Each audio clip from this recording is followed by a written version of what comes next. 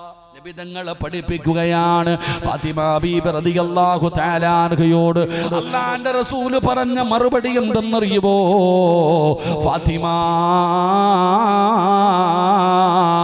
ഭർത്താവിനും മക്കൾക്കും ഭക്ഷണം വെച്ച് കൊടുക്കുന്ന ഒരു പെണ്ണിന് അല്ലാഹു കൊടുക്കുന്ന പ്രതിഫലം എന്താണെന്ന് നിനക്കറിയുമോ ഫാത്തിമ?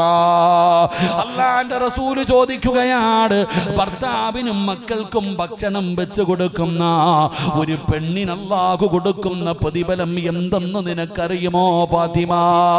ഇല്ല നബിയേ.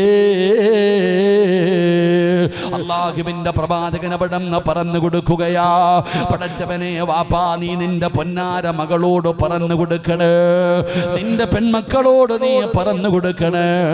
നിന്റെ പെൺമക്കള് വീട്ടുജോലിയുടെ കാര്യങ്ങൾ നിന്റെ അടുക്കൽ പറഞ്ഞ് കരയുമ്പോ പറഞ്ഞു കൊടുക്കേണ്ട ഒരു നന്മയാണ്. അല്ലാഹുവേ, കൊട്ടുകാടിന്റെ പരിസരത്തുള്ള ഉമ്മമാരെ, ഭർത്താവിന്റെ വീടിന്റെ അടുക്കളയ്ക്കകത്ത് കിടന്ന് കഷ്ടപ്പെടുന്ന പെങ്ങള്, സങ്കടപ്പെടുന്ന പെങ്ങള്, നിനക്ക് അല്ലാഹു തരുന്ന പ്രതിഫലം എന്തെന്നറിയുവോ? ആ അടുപ്പിന്റെ ചുവട്ടിൽ കിടന്ന് പുക കൊള്ളുന്നവളല്ലേ, ചൂടനുഭവിക്കുന്നവളല്ലേ പെങ്ങളെ, നട്ടുച്ച സമയത്ത് ആ തീയുടെ ചുവട്ടിൽ കിടന്ന് ജോലി ചെയ്യുമ്പോ നിന്റെ ശരീരം വിയർക്കുമല്ലോ. വിയർപ്പ് തുള്ളികൾ ഇങ്ങനെ ഇട്ടിരിക്കുന്ന ചുരിദാറിന്റെ ഉള്ളിലൂടെ ഒഴുകുമല്ലോ പെങ്ങളെ. വല്ലാത്ത ചൂടല്ലേ, വല്ലാത്ത പ്രയാസമല്ലേ. എങ്കിലാ വിയർപ്പ് തുള്ളി നിനക്ക് നഷ്ടമാകില്ല. ആ അടുക്കളയിൽ കിടന്നിട്ട് അല്ലാഹുവിന്റെ തൃപ്തി കരുതിയിട്ട് ഒരു പെണ്ണ് തന്റെ ഭർത്താവിനൊക്കും മക്കൾക്കും ഭക്ഷണം വെക്കുമ്പോ ഒരു തുള്ളി വിയർപ്പ് നിന്റെ ശരീരത്തിൽ നിന്ന് താഴെ വീണ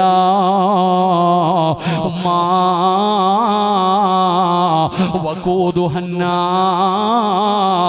വൽഹിജാറ, മനുഷ്യനെയും കല്ലുകളെയും ഇട്ട് കത്തിക്കുന്ന പടച്ച റബ്ബിന്റെ നരകമുണ്ടല്ലോ, 3000 കൊല്ലം കത്തിച്ച നരകമുണ്ടല്ലോ. ആ നരകത്തിന്റെ തീയിൽ നിന്ന് നിനക്ക് രക്ഷപ്പെടാറുള്ള വഴിയാ പെങ്ങളെ. ആ അടുപ്പിന്റെ ചുവട്ടിൽ കടന്ന് തീ കൊള്ളുന്ന ഉമ്മ, അത് വെറുതെയാകില്ല, അത് വെറുതെയാകില്ല. അത് നിനക്ക് നരകമോചനം കിട്ടാറുള്ള ഒരു നന്മയാണ്, ഒരു കാരണമാണ് പെങ്ങളെ. എന്ത് ചെയ്താലും പരാതി പറയുന്നവരുണ്ടല്ലോ. ഭർത്താവിന്റെ തുണി കഴുകിയാൽ, വീട് തൂത്താൽ, മക്കളെ നോക്കിയാൽ, ഗർഭം ചുമന്നാൽ, പാല് കൊടുത്താൽ, എല്ലാത്തിനും സങ്കടം പറയുന്ന പെണ്ണെ.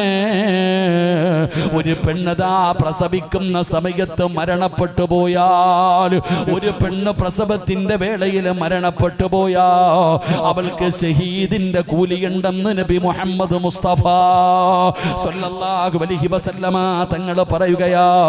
2 വയസ്സ് പൂർത്തിയാകുന്നത് വരെ തന്റെ പൊന്നാര മക്കൾക്ക് പാല് കൊടുക്കുന്ന ഉമ്മ, നിനക്ക് ജിഹാദിന്റെ കൂലിയാ. എന്ത് ചെയ്താലും പ്രതിഫലമാണോ? പക്ഷേ ഇന്ന് സമുദായത്തിനറിയില്ല കുടുംബജീവിതത്തിന്റെ വില എന്താണെന്ന്, കുടുംബജീവിതത്തിന്റെ മഹത്വം എന്താണെന്ന്. തമ്മി തല്ലാനേ അറിയൂ, പരസ്പരം കേസ് കൊടുക്കാനേ അറിയൂ, കണ്ടാ മുഖം തിരിച്ച് നടക്കാനേ അറിയൂ. വാപ്പാ, ഇന്ന് വാഴ്ത് കഴിഞ്ഞിവിടന്ന് ഇറങ്ങി പോകുമ്പോ പ്രസംഗം കേൾക്കാൻ വന്നിരിക്കുന്ന നിന്റെ ഭാര്യയുണ്ടല്ലോ, ഗ്ലാമറൊക്കെ നഷ്ടപ്പെട്ടു പോയി, മുടിയൊക്കെ നരച്ചു പോയി, 50ഉം 60ഉം വയസ്സായില്ലേ. നിനക്കറിയുമോ, വാഴ്ന്നു കഴിഞ്ഞ് തിരിച്ചു പോകുമ്പോ നീ നിന്റെ ഭാര്യയുടെ കയ്യിലൊന്ന് പിടിച്ചാൽ, നീ നിന്റെ ഭാര്യയുടെ കയ്യിലൊന്ന് പിടിച്ചാ ആ പിടിച്ച കൈകളുടെ വിരലുകൾക്കിടയിലൂടെ അല്ലാഹു നിങ്ങളുടെ പാപം പുറത്തു തരുമെന്ന് നബി മുഹമ്മദ് മുസ്തഫ സല്ലല്ലാഹു അലൈഹി വസല്ലമ തങ്ങൾ പറയാടാ, എൻ്റെ പ്രിയപ്പെട്ടവരെ, ഭാര്യയും ഭർത്താവും ഇന്ന് വഴുത് കഴിഞ്ഞ് പോകുമ്പോ നിന്റെ ഭാര്യയുടെ കയ്യിലൊന്ന് പിടിക്കാൻ പറ്റുമോ? നീ വേറൊന്നും വേണ്ട, ആ ഭാര്യയുടെ കയ്യിലൊന്ന് പിടിച്ചാൽ ആ കൈ വിരലുകൾക്കിടയിലൂടെ അല്ലാഹു നിങ്ങളുടെ 2 പേരുടെയും പാപം പുറത്തു തരുമെന്ന് നബിയന റസൂലുള്ളാഹി. എൻ്റെ പ്രിയപ്പെട്ട സഹോദരങ്ങളെ, ഭർത്താവ് ഭാര്യയുടെ മുഖത്ത് നോക്കി ചിരിക്കണം. നീ കണ്ടവൻ്റെ ഭാര്യയെ നോക്കി ചിരിക്കും, എന്നാലും നിന്റെ ഭാര്യയുടെ മുഖത്ത് നോക്കി ചിരിക്കൂല. റോഡെ വരുന്നവനെയും പോകുന്നവനെ എല്ലാവർക്കും പുഞ്ചിരി, വീട്ടിൽ പോകുമ്പോഴോ കടന്തൽ കുത്തിയതുപോലെ. അള്ളാഹു കാക്കുമാറാകട്ടെ. ആമീൻ പറ. അള്ളാഹു കാക്കുമാറാകട്ടെ. വാപ്പ എങ്ങനെ ആകണം? കുടുംബജീവിതത്തിൽ വഴക്കും ബഹളും അടിയൊക്കെ ഉണ്ടാകും. മകളിങ്ങോട്ട് വിളിച്ചിട്ട് പറയും, ഭർത്താവിൻ്റെ വീട്ടിൽ പ്രയാസം, മോളെ എല്ലാം ഭാര്യ കെട്ടിക്കോ, അതോ വണ്ടി വരുന്നുണ്ട് കയറിക്കോ. അത് ആണത്തോ ആണെന്നാ വിചാരിക്കുന്നേ? അല്ല. ഒരു വാപ്പയുടെ സ്ഥാനത്ത് നിൽക്കണം, മക്കളോട് പറഞ്ഞു കൊടുക്കണം. ഇന്ന് കുടുംബജീവിതങ്ങൾ തകർന്നുകൊണ്ടിരിക്കുകയാ. തലാക്ക് പരസ്പരം യത്തീമായി പോകുന്നു. എത്രയോ മക്കൾ, എത്രയോ പെണ്ണുങ്ങൾ വിധവകളായി പോകുന്നു. എന്തിൻ്റെ പേരിലാ? വാശിയടോ എല്ലാത്തിനും. എടോ, ഭാര്യയ്ക്കും ഭർത്താവിനും ജീവിക്കാൻ ആഗ്രഹമുണ്ടെങ്കിലും ഈ കുടുംബക്കാർ സമ്മതിക്കൂല. അള്ളാഹു കാക്കുമാറാകട്ടെ. ഭാര്യയ്ക്കും ഭർത്താവിനും ജീവിക്കണമെന്ന് ആഗ്രഹമുണ്ട്. പെണ്ണിന്റെ വാപ്പ, പെണ്ണിന്റെ ഉമ്മ, പയ്യന്റെ ഉമ്മ, വാശി എല്ലാത്തിനും. അവരുടെ വാശിയുടെ മുമ്പിലാണ് ആ പാവങ്ങൾ മരിച്ചു പോകുന്നു. ഭീഷണിപ്പെടുത്തുന്നില്ലേ? എൻ്റെ പ്രിയപ്പെട്ട ഉസ്താദന്മാരൊക്കെ എത്ര അനുഭവങ്ങളാണ്. ഞാൻ എൻ്റെ ഒരു അനുഭവം തന്നെ. ഞാൻ സാധാരണ ഇങ്ങനെയുള്ള പരിപാടികൾക്കൊന്നും ഇരിക്കാത്ത ആളാ. അവസാനം നോക്കുമ്പോൾ എന്നോട് പറഞ്ഞു, ഉസ്താദ് ഇന്നൊരു മസ്ലഹത്തുണ്ടിരിക്കണം. എൻ്റെ പ്രിയപ്പെട്ടവരെ, ഒരു ഭാര്യയും പറഞ്ഞു, കാരണം ഒന്നും വേണ്ടടോ. ഈ അടുത്ത് ഒരു പെണ്ണ് കുളിക്കാൻ പോയി. ഒരു പെണ്ണ് കുളിക്കാൻ പോയപ്പോൾ എന്നും ഇവളൊരു സോപ്പ് കൊണ്ടുപോയി കുളിക്കും. കുളി കഴിഞ്ഞിട്ട് ഈ സോപ്പ് കൊണ്ടുവന്ന് റൂമിൽ വെക്കും, ബാത്റൂമിൽ വെക്കില്ല. സ്ഥിരമായിട്ട് ആ കുട്ടി അങ്ങനെ. കാരണം ചില കുട്ടികൾ എന്താ, എൻ്റെ സോപ്പ് വേറെ ആരും ഉപയോഗിക്കണ്ട എന്നുള്ളതിൽ. പക്ഷെ ഇങ്ങനെ സോപ്പുമായിട്ട് തിരിച്ചു വരുന്നത് ഭർത്താവിൻ്റെ സഹോദരി കണ്ടു. പടച്ചവനെ, അത് കാരണം ആ ബന്ധം പോയി. അള്ളാഹു കാത്തിരക്ഷിക്കുമാറാകട്ടെ. ഒരു സോപ്പ് കാരണം കുടുംബജീവിതം പിരിഞ്ഞടോ. എടുത്ത് എൻ്റെ വയത് കേൾക്കാൻ വരുന്ന കൊണ്ടോട്ടിയിലുള്ളൊരു ചെറുപ്പക്കാരൻ എന്നോട് പറഞ്ഞു, ഉസ്താദെ എൻ്റെ ഭാര്യയുടെ സഹോദരൻ്റെ കല്യാണം വരണമെന്ന്. ഞാൻ പോകാൻ പറ്റിയില്ല. കുറേ നാൾ കഴിഞ്ഞിട്ട് ഞാൻ കണ്ടപ്പം പറഞ്ഞു, എടാ നിൻ്റെ കല്യാണത്തിന് വരാൻ പറ്റിയില്ല കേട്ടോ, തിരക്കായി പോയി. ഉസ്താദെ അതൊക്കെ എല്ലാം കഴിഞ്ഞെന്ന് ചോദിച്ചപ്പോൾ പറഞ്ഞത്, ഒന്നാമത്തെ ബർത്ത്ഡേക്ക് ഇവൻ ഗിഫ്റ്റ് വാങ്ങിച്ചു കൊടുത്തില്ല, അവളുടെ പണി നോക്കിപ്പോയി. അള്ളാഹു കാത്തിരക്ഷിക്കുമാറാകട്ടെ. ഗിഫ്റ്റ് വാങ്ങിക്കൊടുക്കാത്തത് കാരണം പോയടോ ഇതവസ്ഥ. ഞാൻ പള്ളിയിൽ ഇരിക്കുമ്പോൾ പറഞ്ഞു, ഉസ്താദെ ലാസ്റ്റ് ചർച്ചയാ, രണ്ടുപേരും കൊടുത്തതൊക്കെ തിരിച്ചു വാങ്ങാനുള്ള എഴുത്തുകുത്തൽ നടക്കാൻ പോകാം, ഒന്ന് വരാൻ പറഞ്ഞു. കഷ്ടകാലത്ത് ഞാൻ അവിടെ പോയിരുന്നു. എൻ്റെ പ്രിയപ്പെട്ടവരെ, ഞാൻ ചെല്ലുമ്പോൾ 40ഓളം 35 പേരുണ്ട്, 2 ഫാമിലിയിൽ നിന്നും. എന്നാ ബഹളമെന്നറിയോ? അപ്പോൾ എന്നോട് ചോദിച്ചു, ഉസ്താദ് എന്താ ഒന്നും മിണ്ടാത്തേന്ന്. ഞാൻ പറഞ്ഞു, എനിക്ക് നിങ്ങളോട് ആരോടും സംസാരിക്കണ്ട, ഈ പയ്യനോടും പെണ്ണിനോടും ഒരു 5 മിനിറ്റ് സംസാരിക്കണം. അത് പറ്റൂല എന്നാ പറഞ്ഞാൽ പിന്നെ നിങ്ങളുടെ ഇഷ്ടം പോലെ നടക്കട്ടെ. അവസാനം പെണ്ണിന്റെ വീട്ടുകാർ പറഞ്ഞു പറ്റൂല. അപ്പൊ പയ്യന്റെ വീട്ടുകാർ എൻ്റെ കൂടെ കൂടി, ഉസ്താദിന് എന്താ സംസാരിക്കട്ടെ എന്ന് പറഞ്ഞു. എന്നോടുള്ള സ്നേഹം കൊണ്ടൊന്നുമില്ല, അവര് സംസാരിക്കാൻ അനുവാദം തന്നു. അവസാനം ഈ പെണ്ണിനെയും പയ്യനെയും വിളിച്ചുകൊണ്ട് മദ്രസയുടെ മുകളിൽ പോയി ഇരുന്നിട്ട് ഞാൻ ചോദിച്ചു, എന്താണ് പ്രശ്നമെന്ന്. ചോദിച്ചത് മാത്രമേ എനിക്ക് ഓർമ്മയുള്ളൂ. അള്ളാഹു കാത്തിരക്ഷിക്കുമാറാകട്ടെ. ഞാനങ്ങോട്ട് ചോദിച്ചത് മാത്രമേ ഉള്ളൂ. പടച്ചവനെ, ഇടിയാണോ കാറ്റാണോ മിന്നലാണെന്ന് അറിയില്ല. അങ്ങോട്ട് തുടങ്ങി. സുബ്ഹാനല്ലാഹ്, ഒരു ഉസ്താദാണ് മുമ്പിൽ ഇരിക്കുന്നത് പോലും അവർ പരിഗണിച്ചില്ല. ഞാൻ മിണ്ടാതെ ഇരുന്നു, എന്തായാലും കത്തി തീരട്ടെ എന്ന്. എൻ്റെ പ്രിയപ്പെട്ടവരെ, 10-20 മിനിറ്റ് നേരം ഇവർ രണ്ടുപേരും അങ്ങോട്ടും ഇങ്ങോട്ടും അതിനിടയിൽ അടിയൊക്കെ നടന്നു. പടച്ചവനെ, എല്ലാം കഴിഞ്ഞ് കാറ്റും മഴയും കഴിഞ്ഞ പോലെ രണ്ടുപേരും ശാന്തമായി. ഞാൻ ചോദിച്ചു, എന്തായാലും കഴിഞ്ഞതൊക്കെ കഴിഞ്ഞു, നിങ്ങൾക്ക് രണ്ടുപേർ കൂടെ ഇനിയൊരു അവസരം കൊടുത്തുകൂടെ? ഇവളുടെ കൂടെ ഒന്നാലും ഞാൻ ജീവിക്കൊരു ഉസ്താദേ. രണ്ടുപേർക്ക് അങ്ങോട്ടും ഇങ്ങോട്ടും വാശിയായി. അവസാനം എന്തു പറഞ്ഞാലും ഇവർ രണ്ടുപേരും പിരിയാൻ തന്നെ തീരുമാനിച്ചു. ഇവർക്കൊരു ചെറിയ മകനുണ്ട്. ഞാൻ ഇറങ്ങാൻ സമയമായപ്പോൾ പറഞ്ഞു, നിങ്ങൾ രണ്ടുപേരും ഈ റൂമിൻ്റെ വെളിയിൽ നിന്ന് താഴെ ചെന്നാൽ നിങ്ങൾ രണ്ടുപേരും പിരിയുകയാണ്. ഇനി ഒരിക്കലും നിങ്ങൾക്ക് പൊരുത്തം ചോദിക്കാൻ അവസരമില്ല. അതുകൊണ്ട് പിരിയുന്നതിന് മുമ്പ് രണ്ടുപേരും കുറേ കാലം ജീവിച്ചതല്ലേ, പല പോരായ്മകളും വന്നു പോയിട്ടുണ്ടാകാം, നിങ്ങളൊന്ന് പൊരുത്തം ചോദിച്ചിട്ട് പിരിയാൻ പറഞ്ഞു. ഞാൻ ഇവരോട് പറഞ്ഞു, ഞാൻ പുറത്തിറങ്ങാൻ, നിങ്ങൾ പൊരുത്തം ചോദിച്ചോളാൻ. എൻ്റെ പ്രിയപ്പെട്ടവരെ, റൂമിൻ്റെ വെളിയിലിറങ്ങി കുറച്ച് കഴിഞ്ഞ് കയറി വന്നപ്പോൾ കെട്ടിപ്പിടിച്ചുകൊണ്ടെന്ന് കരഞ്ഞിട്ട് പറയുക, ഞങ്ങളെ പിരിപ്പിക്കരുത്, ഞങ്ങൾക്ക് ജീവിക്കണമെന്ന്. ഞാൻ അവർക്ക് കൊടുത്ത ഒരു ഉപദേശമുണ്ട്, ഇതിലേ ഇറങ്ങി ബൈക്ക് എടുത്തിട്ട് എവിടെയെങ്കിലും പോയി വല്ല വാടക വീടോ ലോഡ്ജോ എടുത്ത് താമസിക്ക്, വീട്ടിൽ മാത്രം പോകരുത്. അള്ളാഹുവിന്റെ ജീവിതത്തിൽ ബർക്കത്ത് ചെയ്യുമാറാകട്ടെ. അവർ രണ്ടുപേരും ഇറങ്ങിപ്പോയി. അപ്പോഴും താഴെ ചർച്ച നടന്നുകൊണ്ടിരിക്കുകയാ. ഇതാടോ ഇന്ന് നമ്മൾ അനുഭവിക്കുന്നത്. കുടുംബജീവിതം എന്ന് പറഞ്ഞാൽ പല പ്രശ്നങ്ങളും ബുദ്ധിമുട്ടുകളുമുണ്ട്. ഞാൻ പറഞ്ഞു വന്നത് മഹാനായ ആദരവായ പ്രവാചകൻ നബി മുഹമ്മദ് മുസ്തഫ സല്ലല്ലാഹു അലൈഹി വസല്ലമ തങ്ങൾ തന്റെ മകളോട് പറഞ്ഞു കൊടുക്കുക, ഭർത്താവിന്റെ വീട്ടിലെ ജോലിയുടെ പ്രയാസങ്ങളെ കുറിച്ച് സങ്കടം പറഞ്ഞപ്പോ അള്ളാഹുവിന്റെ പ്രവാചകനതാ അവിടുന്ന് ഓരോന്നായി പറഞ്ഞു കൊടുക്കുകയാണ്. എന്നിട്ട് നബി തങ്ങൾ പറഞ്ഞു, ഫാത്തിമ അടിമയെ വേണമെന്ന് പറഞ്ഞല്ലോ, അടിമയെ വേണം വേണമെന്ന് പറഞ്ഞല്ലോ ഫാത്തിമ. ആ അടിമയെ ലഭിക്കുന്നതിനേക്കാൾ നിനക്ക് പ്രയോജനമുള്ള ഒരു നന്മ ഞാൻ പറഞ്ഞു തരട്ടെയോ? എനിക്ക് വീട്ടിൽ ജോലി ചെയ്യാൻ ഒരടിമയെ വേണമെന്നല്ലേ നീ ചോദിച്ചത്? അതിനേക്കാളും നിനക്ക് നന്മ കിട്ടുന്ന, അതിനേക്കാളും പ്രയോജനം ചെയ്യുന്ന ഒരു നല്ല കാര്യം നിനക്ക് ഞാൻ പറഞ്ഞു തരട്ടെയോ? അള്ളാഹുവിന്റെ പ്രവാചകനെ സ്വല്ലല്ലാഹു അലൈഹി വസല്ലമ തങ്ങൾ ചോദിക്കുമ്പോ ഫാത്തിമ പറഞ്ഞുതാ ബാപ്പാ. അപ്പോഴാണ് നബി തങ്ങൾ പറഞ്ഞത്, ഫാത്തിമ ഉറങ്ങുന്നതിന് മുമ്പ് 33 പ്രാവശ്യം സുബ്ഹാനല്ലാഹ്, അൽഹംദുലില്ലാഹ്, അല്ലാഹു അക്ബർ, സുബ്ഹാനല്ലാഹ്, അൽഹംദുലില്ലാഹ്, അല്ലാഹു അക്ബർ. ഈ 3 ദിക്ർ നീ പറയണേ ഫാത്തിമ. ഇത് അടിമയെ ലഭിക്കുന്നതിനേക്കാൾ നിനക്ക് ആഖിറത്തിൽ പ്രയോജനമുള്ളതാണെന്ന് നബി മുഹമ്മദ് മുസ്തഫ സ്വല്ലല്ലാഹു അലൈഹി വസല്ലമ തങ്ങൾ നന്മ പറഞ്ഞു കൊടുക്കുകയാണ്. ഫാത്തിമ പറയുകയാ, മരിക്കുന്ന ദിവസം ഞാനത് പറഞ്ഞിട്ടാണ് മരിച്ചത്. അല്ലാഹുവിന്റെ റസൂലിന്റെ പൊന്നാര മകള് പറയുകയാണ്, എന്റെ പിതാവെന്ന് രാത്രിയിൽ പറഞ്ഞു തന്ന ഒരു നന്മയുണ്ടല്ലോ, പടച്ചവനെ ഞാൻ മരിക്കുന്ന ദിവസം വരെ പറയുമായിരുന്നു. അലിയാര് തങ്ങൾ പറയുകയാ, ഫമാ തറക്തുഹാ ബഅദ അവിടെ നിന്ന് പറയുകയാ, ഫമാ തറക്തുഹാ ബഅദ സമിഅതുഹാ മിൻ റസൂലില്ലാഹ്. ഞാനും അങ്ങനെ തന്നെയാണ്. അന്ന് രാത്രി നബി തങ്ങൾ പറഞ്ഞു, സുബ്ഹാനല്ലാഹ്, അൽഹംദുലില്ലാഹ്, അല്ലാഹു അക്ബർ, ഈ ദിക്ർ പറയണേ എന്ന് അന്ന് രാത്രിയിൽ എൻ്റെ മുത്തുനബി ഞങ്ങൾക്ക് പറഞ്ഞു തന്നു.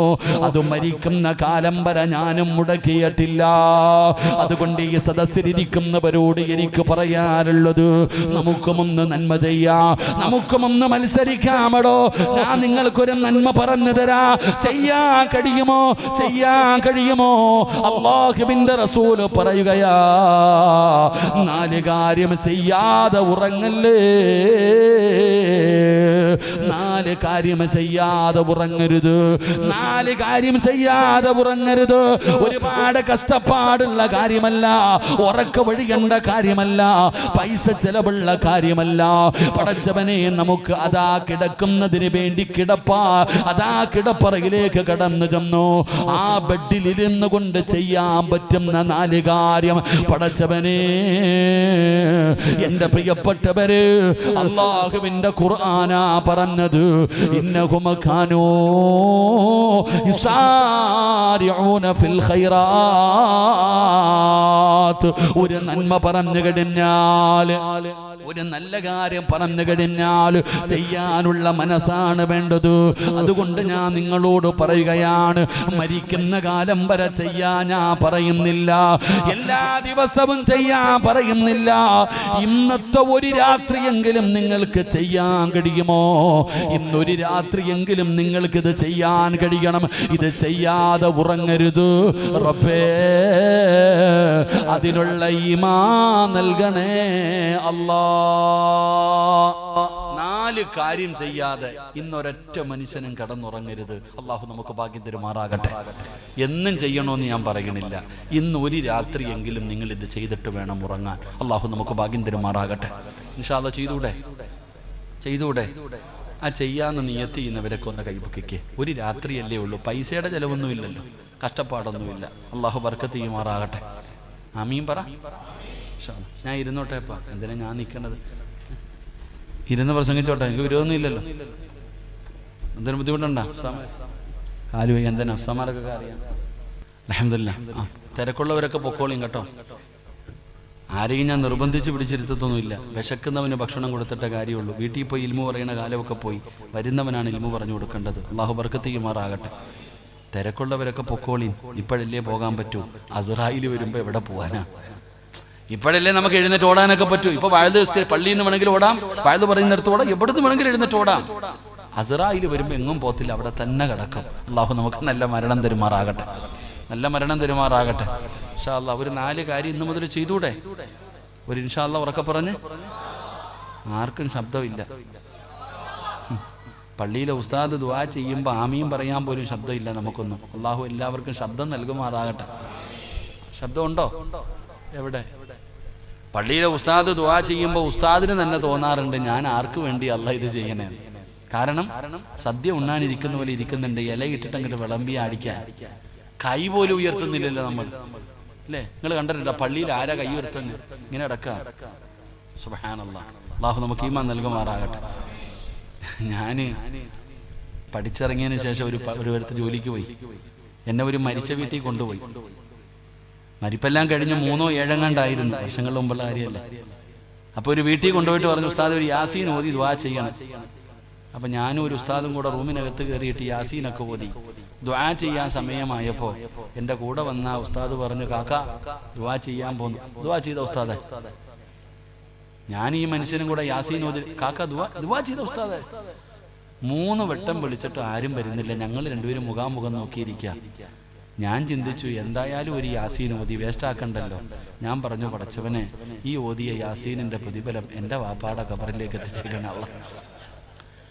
ഞാൻ ഇങ്ങനെ പറഞ്ഞപ്പോൾ എൻ്റെ കൂടെ ഇരുന്ന ഉസ്താദ് സിറാജ് ഉസ്താദേ ഈ ചങ്ങായിയുടെ വീട്ടിൽ ആരെങ്കിലും മരിച്ചിട്ടുണ്ടെങ്കിൽ അവർക്കും കൊടുക്കണേന്ന്. ഇതാടോ ഇന്നത്തെ ദുആയുടെ അവസ്ഥ. അള്ളാഹു കാത്തിരക്ഷിക്കുമാറാകട്ടെ. ഞാൻ എൻ്റെ അനുഭവം പറഞ്ഞ നിങ്ങൾക്ക് ഇതിനെക്കാളും വലിയ അനുഭവങ്ങൾ കാണും. അതാണ് ഞാൻ പറഞ്ഞത്, ഇന്നത്തെ അവസ്ഥ അങ്ങനെ ആയിപ്പോയി. അള്ളാഹു നമ്മളെയൊക്കെ നന്നാക്കി തരുമാറാകട്ടെ. അള്ളാഹു നമ്മളെ നന്നാക്കി തരുമാറാകട്ടെ. ഒരു 4 കാര്യം പറയാൻ ചെയ്യൂലേ? നിങ്ങൾ വിചാരിക്കുക എന്തേ ഉസ്താദെ ഇന്ന് മാത്രം ചെയ്യാൻ പറഞ്ഞത്? നാളത്തെ കാര്യം എൻ്റെ പൊന്നാര ചങ്ങാതി ഇടയ്ക്ക് വഴുത് കേട്ടിട്ട് ഈ കേട്ട വഴുത് തന്നെ ജീവിതത്തിൽ ചെയ്യാൻ സമയമില്ലാതായിരിക്കാം. എപ്പോ നോക്കിയാലും വഴുതല്ലേ. പണ്ടൊരു വഴുത് കേൾക്കണമെങ്കിൽ വല്ല റമദാനും നബിദിനും ഒക്കെ വരണം. ഇപ്പോഴോ രാവിലെ മുതൽ രാത്രി വരെ വഴുത. അള്ളാഹു കാത്തിരക്ഷിക്കുമാറാകട്ടെ. സ്റ്റേജ് വഴുത്, ഓൺലൈൻ വഴുത്, മൊത്തം ഓൺലൈൻ. ഈ അടുത്ത് ഞാൻ വഴുതിന് പോയപ്പോൾ ഒരു ഭർത്താവ് എന്നോട് പറഞ്ഞ ഒരു 3 കഴിഞ്ഞ വ്യാഴാഴ്ചയാണെന്ന് തോന്നുന്നു. എവിടെ പോയപ്പോൾ ഒരു വാപ്പ എൻ്റെ അടുത്ത് പറഞ്ഞു നിങ്ങളെ പ്രസംഗിക്കണ ഉസ്താദല്ലേ? എൻ്റെ പൊന്നുസ്താദ് ഒരു കാര്യം പറയണം. ഈ പാവം പറയാൻ ഞാൻ രാവിലെ 4:30 എഴുന്നേറ്റ് പള്ളിയിൽ പോയതാ സുബഹി നിസ്കരിക്കാൻ. തിരിച്ച് വീട്ടിൽ ചെന്നപ്പോൾ എൻ്റെ പെണ്ണുപിള്ളയ്ക്ക് 1 ഗ്ലാസ് ചായ ഇട്ട് തരാൻ സമയമില്ല. ചോദിച്ചപ്പോൾ പറയാ മജ്ലിസിൽ ഇരിക്കുകയാണെന്ന്. അള്ളാഹു കാക്കുമാറാകട്ടെ. എടാ സുബഹി നിസ്കരിക്കാൻ 4:30 എഴുന്നേറ്റ് പള്ളിയിൽ പോയിട്ട് നിസ്കരിച്ചിട്ട് വീട്ടിൽ പോയ ഭർത്താവ് 1 ഗ്ലാസ് കട്ടൻ ചായ ചോദിച്ചപ്പോൾ ഭാര്യ എന്ത് പറയാ? വേണമെങ്കിൽ ഇട്ട് കുടിച്ചോളാം, ഞാൻ എവിടാന്ന് ഹജ്ജ് ചെയ്തോണ്ടിരിക്കുവാന്ന്. അല്ലാഹു അഅലം. ഇതായിപ്പോയി. ഇവിടെ പണ്ട് ഒരു ചരട് ഓതണമെങ്കിൽ ഉസ്താദിന്റെ അടുത്ത് പോണ്ടേ? ഉസ്താദ് ഒരു ഗ്ലാസ് വെള്ളം ഓതിത്താന്ന് പറഞ്ഞ തങ്ങന്മാരുടെ അടുത്ത് ഉസ്താദ് ഇപ്പൊ നിങ്ങൾ തന്നെ ഓതും. ഞാൻ ഈ അടുത്ത് എനിക്കറിയുന്നൊരു വീട്ടിൽ പോയപ്പോ പടച്ചവനെ ഒരാള് വന്നിട്ട് പറയുന്നു താത്ത ആട് ഭക്ഷണമൊന്നും കഴിക്കുന്നില്ല, ആ ഓതിയ വെള്ളം തരാൻ. അപ്പൊ ഞാൻ ആലോചിച്ച് എന്താ അല്ലാ, നേരെ അകത്ത് പോയിട്ടൊരു പാത്രത്തിൽ വെള്ളം എടുത്തുകൊണ്ട് കൊടുത്തു. എന്താന്നൊന്നും പിടികിട്ടിയില്ല. പിന്നീട് ചോദിച്ചപ്പോൾ പറഞ്ഞു അത് രാവിലെ മജ്ലിസിൽ ദിക്ർ പറഞ്ഞിട്ട് ഓതി വെച്ചതാണ്. അല്ലാഹു കാത്തിരക്ഷിക്കുമാറാകട്ടെ. ഇതായിപ്പോയുടെ മൊത്തം. ഞാൻ പരിഹസിച്ചതും കളിയാക്കിയതല്ല. നിങ്ങൾ എന്ത് വേണമെങ്കിലും കേട്ടോ, പക്ഷെ അതിനൊക്കെ ഒരു പരിധി ഉണ്ടാകണം, ഒരു അദബും മര്യാദ ഉണ്ടാകണം. കേട്ട് കേട്ട് കേട്ട് മൊത്തവും പോയി. അല്ലാഹു കാത്തിരക്ഷിക്കുമാറാകട്ടെ. അല്ലാഹു കാത്തിരക്ഷിക്കുമാറാകട്ടെ. പക്ഷെ അതൊരു നന്മ ചെയ്യൂലേ? നിങ്ങൾക്കൊക്കെ സുഖമാണോ? സുഖമാണോ? വെടി കൊണ്ടതുപോലെ ഇരിക്കുന്നു. എനിക്ക് സുഖമാണോ എന്ന് ചോദിക്കുമ്പോൾ ചിലർ അങ്ങനെ വാ തുറന്ന് കാണിക്കാം ആന്ന്. അല്ലാഹു കാത്തിരക്ഷിക്കുമാറാകട്ടെ. അങ്ങനെ പറഞ്ഞാൽ എന്താ അഭിപ്രായം? അതാ ഞാൻ പറഞ്ഞു വഴുത് കേൾക്കുന്നുണ്ട്, ഒന്നുമില്ല. എടാ സുഖമാണോ എന്ന് ചോദിക്കുമ്പോൾ വാ തുറന്ന് കാണിക്കാൻ പാടില്ല എന്നല്ലേ മഹാനായ നബിയുനാ റസൂലുള്ളാഹി സ്വല്ലല്ലാഹു അലൈഹി വസല്ലമ തങ്ങൾ ഒരിക്കൽ മസ്ജിദുൻ നബവി ഇരിക്കാം. അപ്പോൾ സഹാബി കയറി വന്നു. അപ്പൊ നബിതങ്ങൾ ചോദിച്ചു യാ ഫുലാൻ, നമ്മുടെ പള്ളിയിലോ ഖതീബ് ചോദിക്കത്തില്ല ഹബീബെ അജരെ സുഖമാണോ എന്ന് ചോദിക്കുന്ന പോലെ നബിതങ്ങൾ ചോദിച്ചു നിങ്ങൾക്ക് സുഖമാണോ? ആ സ്വഹാബി പറഞ്ഞു അൽഹംദുലില്ലാ ഖൈർ, അൽഹംദുലില്ലാ റാഹത്താണ് നബി. അവർ മറുപടി കേട്ടപ്പോൾ നബിതങ്ങൾ പറഞ്ഞു അല്ലാഹു നിനക്ക് ബറക്കത്ത് ചെയ്യട്ടെ. എന്ന രണ്ടാമതൊരു ചങ്ങാതി പുറകെ കയറി വന്നു. അദ്ദേഹത്തോടും ഇതേ ചോദ്യം തന്നെ ചോദിച്ചു സുഖമാണോ? ആ ചങ്ങാതി പറഞ്ഞു സുഖമാണ്. ഖൈർ റാഹത്ത് എന്തോ പറഞ്ഞു. നബിതങ്ങളൊന്നും വേണ്ടിയില്ല, ചിരിച്ചു. അപ്പൊ ഈ സഹാബി ചോദിച്ചു എനിക്കെന്തേ നബിയെ ദുആയില്ലേ? ആദ്യം വന്ന ആളോട് ചോദിച്ച അതേ ചോദ്യം തന്നെ എന്നോട് ചോദിച്ചത്. അദ്ദേഹത്തിന്റെ ബർക്കത്തിന് വേണ്ടി ദുആ ചെയ്ത് എനിക്ക് ബർക്കത്തില്ലേ? അപ്പോഴാ പറഞ്ഞേ നീ ഒരു അൽഹംദുലില്ലാ പറഞ്ഞിരുന്നെങ്കിൽ എത്രയോ നല്ലതായിരുന്നു എന്ന് നബിയുനാ റസൂലുള്ളാഹി. അപ്പൊ ഇനി പറ സുഖമാണോ? എങ്ങനെ കേട്ടില്ലല്ലോ? എങ്ങനെ എന്താ നേരത്തെ പറയാഞ്ഞ? അതങ്ങനെ അവസ്ഥ നിങ്ങൾക്ക് മാത്രമുള്ളതല്ലേ? അതൊക്കെ ഞാൻ പറഞ്ഞത് നിങ്ങൾക്കുള്ളതല്ലേ, ഞങ്ങൾക്കൊന്നുമില്ല. ഒരു അൽഹംദുലില്ലാ പറയാൻ നമുക്ക് മടിയാ. ഇത് പറഞ്ഞതുകൊണ്ട് എന്തെങ്കിലും നഷ്ടമുണ്ടോ? നമുക്ക് ലാഭമല്ലേ ഉള്ളൂ. ഈ കടയിൽ കച്ചവടം ചെയ്യുന്നവരോട് ചോദിച്ചാൽ അളിയ കച്ചവടമൊക്കെ ഉണ്ടോടാ? പിന്നെ വൈകുന്നേരം ആകുമ്പോൾ 3000 4000 മാസം നല്ല വരുമാനം ഉണ്ടടാ. അപ്പൊ ഈ കേൾക്കണമെന്ന് വിചാരിക്കും ഇവനെ കൊറോണ ഒന്നും പിടിച്ചില്ലേ അല്ല. ഇവിടെ ഓരോ മനുഷ്യന്മാര് കച്ചവടം ഇല്ലാതെ തെക്ക് വടക്ക് നടക്കുമ്പോൾ ഇവന് മാത്രം ഇത്ര കച്ചവടം എവിടാ? പിന്നെ മുട്ട ഒഴിച്ചിട്ടു എന്ന് പറഞ്ഞിട്ട് വല്ല കാര്യമുണ്ടോ? അള്ളാഹു കാക്കുമാറാകട്ടെ, അള്ളാഹുമാറാകട്ടെ. എടാ ഇന്ന് വയത് കഴിഞ്ഞ് പോകുമ്പോൾ ആമിന ആയിഷാടിക്ക് ആയിഷ അങ്ങനെ ഉണ്ടടി മച്ചായിക്ക് ഒന്നുമില്ലടി, ആകെ ബുദ്ധിമുട്ട് പ്രയാസം, അള്ളാഹ് തട്ടിയും മുട്ടിയും ഇങ്ങനെ പോണ്. അപ്പൊ അവള് മനസ്സിൽ ചിന്തിക്കും ഇവൾ എത്തിങ്ങാനേലായല്ലോ, ഒരു സന്തോഷം. മറിച്ചിട്ട് ഒരു അൽഹംദുലില്ലാ പറഞ്ഞാലോ അതിനകത്തൊന്നുമില്ലടോ, ഉണ്ടെന്നുമില്ല ഇല്ലാന്നുമില്ല. അൽഹംദുലില്ലാ, അള്ളാഹിനെ സ്തുതിക്ക്, അള്ളാഹു ബർക്കത്ത് ചെയ്യുമാറാകട്ടെ. ഇനി പറ സുഖമല്ലേ? ജീവിതമൊക്കെ എങ്ങനെയുണ്ട്? കച്ചവടമൊക്കെ എങ്ങനെയുണ്ട്? കുടുംബജീവിതമൊക്കെ എങ്ങനെയുണ്ട്? ആരോഗ്യമൊക്കെ എങ്ങനെയുണ്ട്? എല്ലാത്തിൻ്റെ കയ്യിലും പൈസ ഉണ്ടോ? പൈസ ഉണ്ടോ എന്നല്ല ചോദിക്കുമ്പോൾ തന്നാ മതി, വെച്ചോ, അള്ളാഹു ബർക്കത്ത് ചെയ്യുമാറാകട്ടെ. അപ്പൊ അൽഹംദുലില്ലാ, ഈ അൽഹംദുലില്ലാ മതി രക്ഷപ്പെടാൻ. പൈസ ഒന്നും വേണ്ട, നിങ്ങൾ അൽഹംദുലില്ലാ പറഞ്ഞു, അള്ളാഹു ബർക്കത്ത് ചെയ്യുമാറാകട്ടെ. അപ്പൊ ഇൻഷാ അല്ലാഹ് ഒരു 4 കാര്യം പറയാം. ഇൻഷാ അല്ലാഹ് ചെയ്യൂലേ? നിർത്താറായോ? എന്തിനാ വാച്ചി നോക്കണേ? 10:30 വരെ സമയമുണ്ടല്ലോ. 10 മണിയായപ്പോഴേ വാച്ചി നോക്കുന്ന ആൾക്കാർ, ആ നോക്കിയ മനുഷ്യന്റെ ആക്കിബത്ത് അള്ളാഹു നന്നാക്കി കൊടുക്കുമാറാകട്ടെ. നല്ല ഇടയ്ക്കിടയ്ക്ക് വാച്ച് നോക്കണപ്പാ, അതേ അത്യാവശ്യം കാണുമായിരിക്കും. 4 കാര്യം ചെയ്യാതെ നിങ്ങൾ കടന്നുറങ്ങരുത്. അള്ളാഹു നമ്മുടെയൊക്കെ മജ്‌ലിസ് പരിപൂർണമായി സ്വീകരിക്കുമാറാകട്ടെ. 4 കാര്യം ചെയ്യൂലേ? 4 കാര്യം ചെയ്യൂലേ? ഇത് ചെയ്യാതെ ഇന്ന് മുതൽ കടന്നുറങ്ങരുത്. അള്ളാഹു ചെയ്യാൻ ഭാഗ്യം തരുമാറാകട്ടെ. ഇൻഷാ അല്ലാഹ് ചെയ്യൂലേ? കൈവക്കിക്കേ ചെയ്യാന്നുള്ളവരൊക്കെ. ബാക്ക് സൈഡിലൊന്നും പൊങ്ങണില്ലടോ. ആ ശരി, അള്ളാഹു ബർക്കത്ത് ചെയ്യുമാറാകട്ടെ. 1, കിടന്നുറങ്ങുന്നതിന് മുമ്പ് ഒരു ഖത്ത ഓതിയട്ടെ. ഈ കൈവക്കിയവർ മുഴുവൻ ഇന്ന് ഉറങ്ങാവൂ. അള്ളാഹു ഈമാൻ നൽകുമാറാകട്ടെ. അള്ളാഹു ഈമാൻ നൽകുമാറാകട്ടെ. എന്തോതണം? ഒരു ഖത്ത ഓതണം ഇൻഷാ അല്ലാഹ്. നിങ്ങളെന്താ ഭയന്ന് പോയോ? ഇൻഷാ അല്ലാഹ്. ആയിഷ ബീബി അങ്ങനെ തന്നെ ഇരുന്നിട്ടുണ്ടാകും. ആയിഷ ബീബിയോടാണ് നബിതങ്ങൾ ഇത് പറയുന്നത്. അപ്പൊ ആയിഷ ബീബി ഇതുപോലെ തന്നെ ഇരുന്നിട്ടുണ്ടാകും. അപ്പൊ നബിതങ്ങൾ പറഞ്ഞു, ഖത്ത മോതുക എന്ന് പറഞ്ഞാൽ നബിതങ്ങൾ പറഞ്ഞു, ഖുൽ ഹുവല്ലാഹു അഹദ്, ഖുൽ അഊദു ബിറബ്ബിൽ ഫലക്, ഖുൽ അഊദു ബിറബ്ബിൻ നാസ്. ഈ 3 സൂറത്ത് ഉറങ്ങുന്നതിന് മുമ്പ് നീ പാരായണം ചെയ്യ്, നിനക്ക് ഖത്ത മോദിയ ഒരു കൂലി കിട്ടുമെന്ന് നബിയനാ റസൂലുള്ളാഹി. ഏത് 3 സൂറത്ത്? ഇഖ്ലാസ്, ഫലക്, നാസ്. ഇത് ഓതിയ ഒരു ഖത്ത മോദിയ കൂലി കിട്ടും. അള്ളാഹു നമുക്ക് നൽകുമാറാകട്ടെ. ഇൻഷാല്ലാഹ്. ഇനി ഓതിക്കൂടെ? വാപ്പ മരിച്ച അതിന് ഖത്തം തന്നെ ഓതണം. ഇത് 3 ഓതണ്ട. ബുദ്ധിയുള്ളവർ എന്നാ പിന്നെ അങ്ങനല്ല, അത് വേറെ, ഇത് രാത്രിയാണ്. 2, കിടന്നുറങ്ങുന്നതിന് മുമ്പ് എല്ലാവരോടും പൊരുത്തം ചോദിച്ചിട്ടേ ഉറങ്ങാൻ പാടുള്ളൂ. അള്ളാഹു നമുക്ക് ഈമാൻ നൽകുമാറാകട്ടെ. എന്ത് ചോദിക്കണം? കൂടെ കിടക്കുന്ന പെണ്ണും പിള്ള എടുത്തെങ്കിലും ചോദിക്കാറുണ്ടോ? ഇല്ല. കൂടെ കിടക്കുന്ന ആമിന, നേരം വെളുത്തത് മുതൽ വൈകുന്നേരം വരെ ഇവിടെ യന്ത്രം പോലെ കടന്നോടിയപ്പോ പലതും ഞാൻ പറഞ്ഞിട്ടുണ്ട്, പൊരുത്തപ്പെട്ടേക്കണേ എന്ന് നമ്മുടെ ഭാര്യയെടുത്ത് പോലും നമ്മൾ ചോദിക്കാറില്ല. പിന്നെ നാട്ടുകാരോട്. എന്റെ പ്രിയപ്പെട്ട സഹോദരങ്ങളെ, എല്ലാവരോടും പൊരുത്തം ചോദിക്കണം. എല്ലാവരുടെ പൊരുത്തം കിട്ടാനുള്ള വഴി എന്താ? ദുആ ചെയ്യണം. കിടന്നുറങ്ങുന്നതിന് മുമ്പ് ദുആ ചെയ്യണം, എല്ലാവർക്കും വേണ്ടി. ദുആ നമ്മളൊക്കെ എപ്പോഴും കേൾക്കുന്ന ഒരു ദുആയാ. اللهم اغفر للمؤمنين والمؤمنات والمسلمين والمسلمات والأحياء منهم والأموات. ജുമയുടെ 2ാമത്തെ ഖുതുബയിൽ ഉസ്താദ് ഓതുന്ന ദുആയാണ്. ഇതറിയുന്നവർ ഇത് തന്നെ പറയടോ. ഇത് അറിയുന്നവർ ഇത് തന്നെ പറ. ഇത് അറിയില്ലേ? അല്ലാഹുവേ, ലോകത്തുള്ള എല്ലാവർക്കും നീ പുറത്തു കൊടുക്കണേ അല്ലാ. എല്ലാവരോടും നീ കരുണ കാണിക്കണേ അല്ലാ. ലോകത്തുള്ള എല്ലാവർക്കും വേണ്ടി നീ ദുആ ചെയ്യ്, അവരുടെ പൊരുത്തം നിനക്ക് കിട്ടും. അല്ലാഹുമ്മ ഗ്ഫിർ ലിൽ മുഅ്മിനീന വൽ മുഅ്മിനാത്ത് വൽ മുസ്ലിമീന വൽ മുസ്ലിമാത്ത് വൽ അഹ്യാഇ മിൻഹും വൽ അമ്മാത്ത് ഇന്നക മുജീബുദ് ദഅവാതി യാ ഖാദിയൽ ഹാജാത്ത്. ഈ ദുആ ചെയ്യാൻ കഴിയുമോ സഹോദരാ? നിനക്കതിന്റെ വിലയറിയില്ല, നിനക്ക് ആ ദുആഇന്റെ വിലയറിയില്ല. മഹാനായ പ്രവാചകൻ സ്വല്ലല്ലാഹു അലൈഹി വസല്ലമ തങ്ങളെ തൊട്ട് അൻ അബി ഉമാമത്തൽ ബാഹിരി റളിയല്ലാഹു തആല അൻഹു നിവേദനം ചെയ്യുന്ന ഹദീസിൽ കാണാം, 120 കോടി നന്മ വേണോ? 120 കോടി മുസ്ലിമീങ്ങൾ ഇന്ന് ഭൂമിയിൽ ജീവിച്ചിരിപ്പുണ്ടാണ്. ഏകദേശം 120 കോടി മുസ്ലിമീങ്ങൾ ഇന്ന് ലോകത്ത് ജീവിച്ചിരിപ്പുണ്ട്.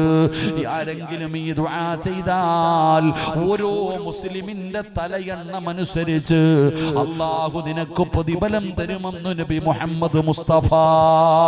ലോകത്ത് ഇന്ന് എത്ര മുസ്ലിമീങ്ങൾ ജീവിച്ചിരിപ്പുണ്ടോ അവരുടെ തലയെണ്ണമനുസരിച്ച് അല്ലാഹു നിനക്ക് പ്രതിഫലം തരും.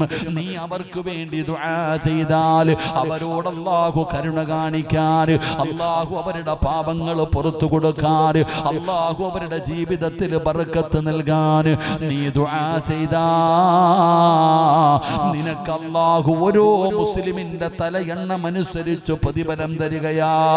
അതുകൊണ്ട് ഇന്ന് രാത്രി നീ ദുആ ചെയ്താൽ 120 കോടി പടച്ചവനെ 120 കോടി നന്മ നിനക്ക് അല്ലാഹു തരികയാണ്. 2, എല്ലാവരുടെ പൊരുത്തം അല്ലാഹു നിനക്ക് നൽകുകയാ. പടച്ചവനെ മൂന്നാമത്തെ കാര്യം എന്തെന്നറിയുമോ? എല്ലാ പ്രവാചകന്മാരോടും ശഫാഅത്ത് ചോദിക്കണേ ആയിഷ. നാളെ അല്ലാഹുവിന്റെ കോടതിയിൽ കടന്നു വരുമ്പോ എന്നെ കൂടെ സ്വർഗത്തിലേക്ക് കൊണ്ടുപോകണേ, എന്നെ കൂടെ സ്വർഗത്തിലേക്ക് കൊണ്ടുപോകണേ. അവിടുന്ന് ശഫാഅത്ത് ചോദിക്കണേ. യാ റസൂലല്ലാഹ്,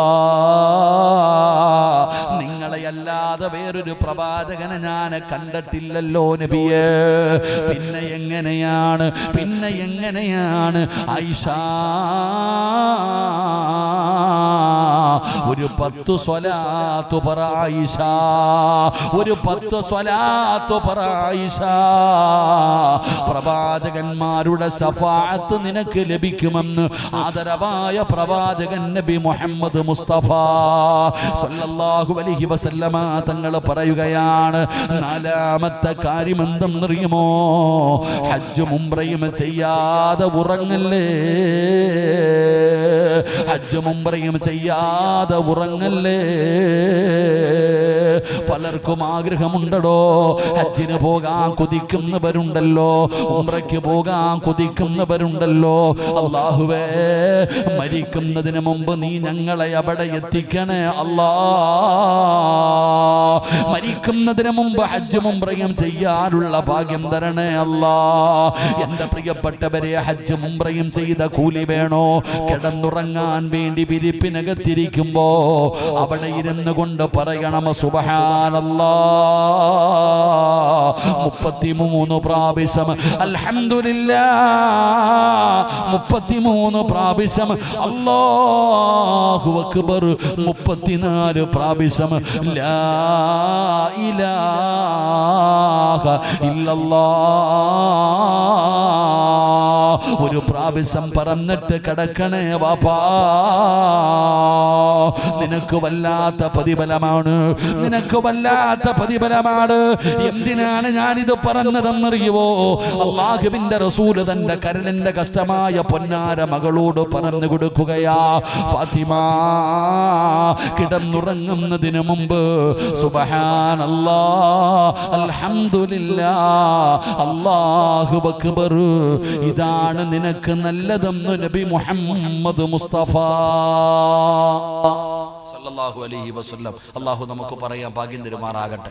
ഇൻഷാ അല്ലാഹ് ഈ 4 കാര്യം ഇന്ന് ചെയ്തൂടെ? ഉറക്കൊരു ഇൻഷാ അല്ലാഹ്.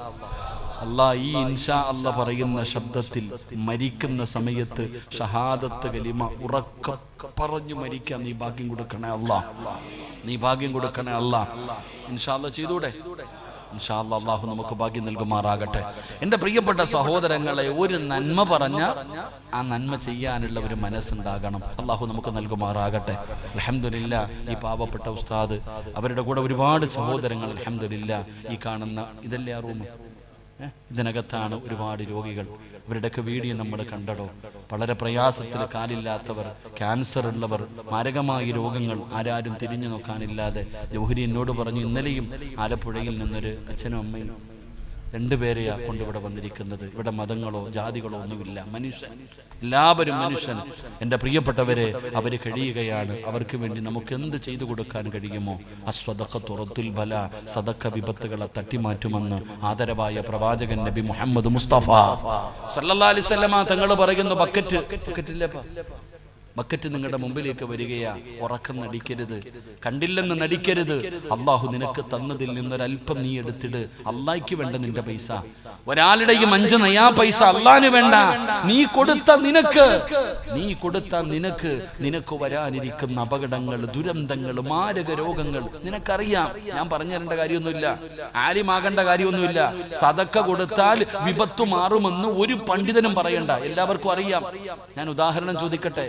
ഇന്ന് വഴുത് കഴിഞ്ഞ് തിരിച്ചു വീട്ടിൽ പോയി. 11 മണിയായി, താമസിച്ചു. ചാടി ബാത്റൂമിനകത്ത് കയറി തെറ്റിയടിച്ചു താഴെ വീണു. അള്ളാഹു കാക്കുമാറാകട്ടെ. ആര് വേണമെങ്കിലും വീഴാം, അള്ളാഹു കാക്കുമാറാകട്ടെ. ആര് വേണമെങ്കിലും വീഴാം, അള്ളാഹു കാക്കുമാറാകട്ടെ. മക്കള് നിലവിളി കെട്ട് ഓടി വന്നപ്പോ ദോ കിടക്കുന്ന ചക്ക വെട്ടിയിട്ടതുപോലെ പൊക്കിയെടുത്തു. എന്റെ പ്രിയപ്പെട്ടവരെ, കരുനാഗപ്പള്ളിയിലോ അല്ലെങ്കിൽ എവിടെയെങ്കിലും വലിയ ഹോസ്പിറ്റലിൽ കൊണ്ടുപോയി.